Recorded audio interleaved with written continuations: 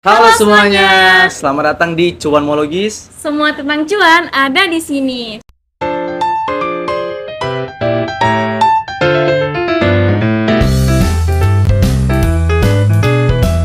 Sebelumnya perkenalkan, nama saya M. Alwan Coki.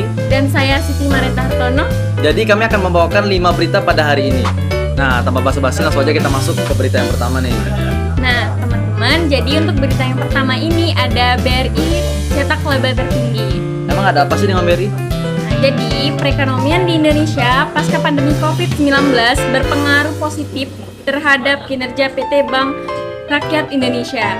BRI berhasil mencatat kinerja impresif pada tahun 2022 dengan memperoleh laba sebesar 51,4 triliun.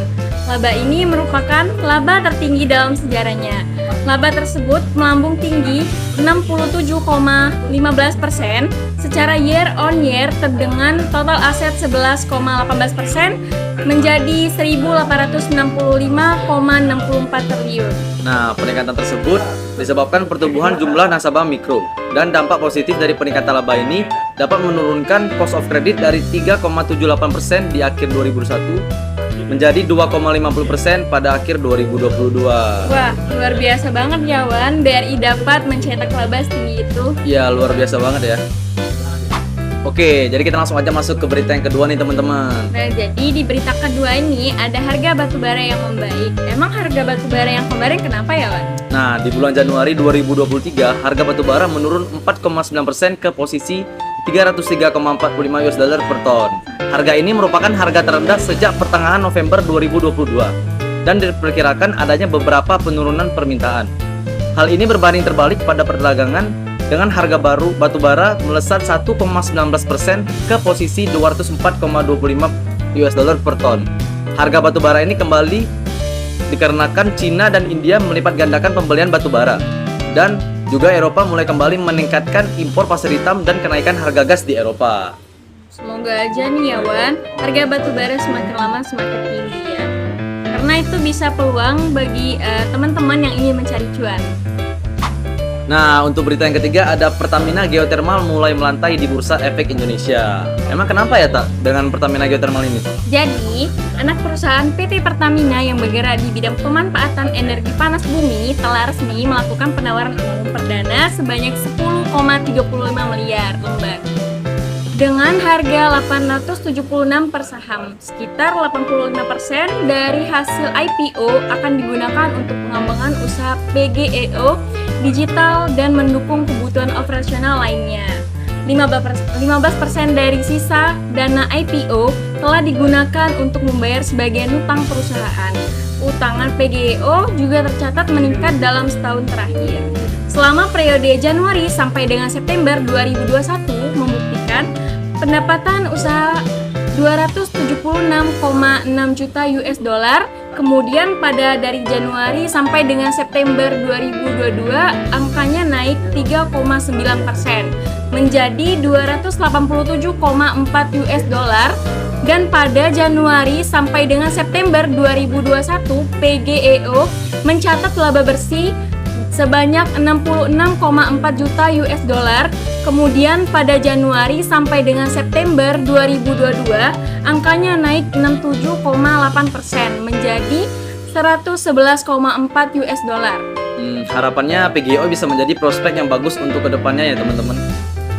Oke teman-teman, dari tadi kan kita udah bahas tentang saham nih. Sekarang kita mau bahas tentang dunia kripto teman-teman. Jadi untuk berita keempat ada efek 1 tahun perang Ukraina Rusia terhadap cryptocurrency.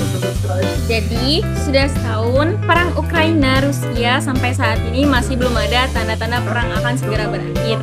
Hal ini merubah peta perekonomian sejak perang tersebut. Inflasi di berbagai negara mulai naik akibat krisis energi. Perang ini juga mengubah pandangan investasi banyak orang. Setelah adanya perang, mereka cenderung bermain aman dengan berinvestasi di aset safe haven. Perang Rusia-Ukraina membuat inflasi semakin meninggi. Hal ini tentunya menjadi katalis negatif bagi kripto. Apalagi kekhawatiran pasar akan efek domino dari perang pun turut mempengaruhi psikologis pasar di kripto. Alhasil, banyak orang yang melakukan penarikan dana secara besar-besaran. Kejadian penarikan dana besar-besaran di kripto membuat beberapa kripto yang sebelumnya cukup eksis menjadi tidak berdaya karena perusahaan tak mampu memenuhi kewajiban para investor. Bahkan di Indonesia, transaksi kripto pada tahun 2022 terpantau turun drastis. Berdasarkan data dari Badan Pengawas Perdagangan Berjangka Komoditi, transaksi kripto di RI per September 2022 mencapai 260 triliun rupiah. Angka ini turun drastis dari periode 2021 yang sebesar 859 triliun rupiah. Semoga kedepannya dunia kripto dan perang ini semakin membaik ya teman-teman, kita doakan. Amin. Nah, saham udah, kripto udah, jadi yang terakhir kita bahas tentang BI tahan suku bunga tahunan acuan di 5,75%. Bank Indonesia pada bulan Februari 2023 telah memutuskan untuk mempertahankan BI 7-day reverse repo rate sebesar 25 BPS menjadi 5,75%. Dan BI juga menahan suku bunga deposit facility sebesar 25 BPS menjadi 5,00% dan suku bunga lending facility sebesar 25 BPS menjadi 6,50%. Dan ini juga kali pertama BI mengerem kebijakan agresifnya dalam 6 bulan terakhir. MH Tamrin menilai kenaikan suku bunga sejak tahun lalu sudah cukup untuk menahan laju inflasi serta menjaga nilai tukar rupiah.